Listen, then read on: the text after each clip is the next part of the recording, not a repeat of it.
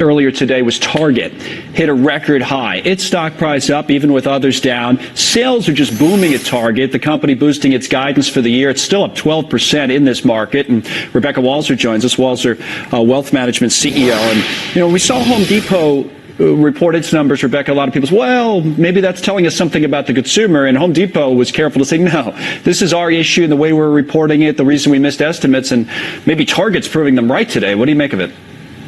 I totally agree, Connell. I mean, this is good news. We've had we recovered from the September contraction, which was the lowest, retail sales since February of this year. So we're back up, 0.3% for October, year over year, 3.1%. We're doing pretty well. And if you look at both Target, you mentioned Target and Walmart, both of their online sales have really exploded. 31% quarter revenue growth in third quarter for Walmart, 41% for Target. So that's really phenomenal, and we have to look at what are the stores and what are the retail shops that are suffering. Kohl's, for example, yesterday with a miss, Macy's with some issues, and it's the retail brick and mortar, Connell, just like we've been seeing the trend, it's continuing on. Right. That's a business story in terms of issues in the market that have been there for years and companies making adjustments rather than some sort of macroeconomic story. Rebecca, we don't hear that very rarely now. Do we hear somebody coming on and predicting some sort of a recession, whereas, a few months back, a lot of people were, right?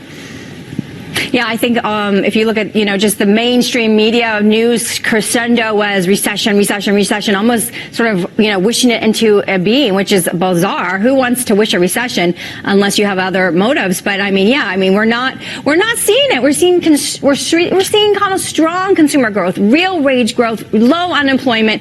All of these things point to a really strong holiday season, and I expect to have really strong holiday numbers, even from retail. Anything out there that you're, saying to yourself, well, we better be careful because there's a storm cloud on the horizon, or as far as you can see, the consumer, I know there's issues in the manufacturing sector of the economy, which we still continue to talk about, but in terms of consumers specifically, you just don't see any issues out there?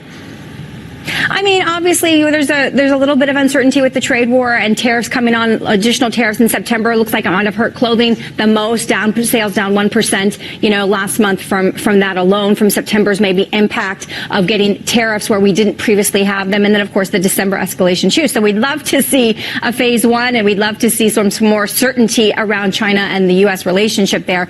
But honestly, Connell, if we look at this from a macroeconomic perspective, I think consumers with real wage growth of 3+%, low unemployment, we're going to have a good consumer sentiment. We're going to have strong holiday sales, but there's never ending the overarching situation. And if you look at Walmart, you look at Target, and their ability to marry their online distribution with their in-store distribution is really the model going forward. And the Kohl's and the Macy's of the world that are having these struggles are going to have to figure out how to do that successfully as well. Whether they can execute on that kind of a scale remains to be seen. But Rebecca, good to see you. Thanks for coming on. We'll talk to you soon, Rebecca Walser.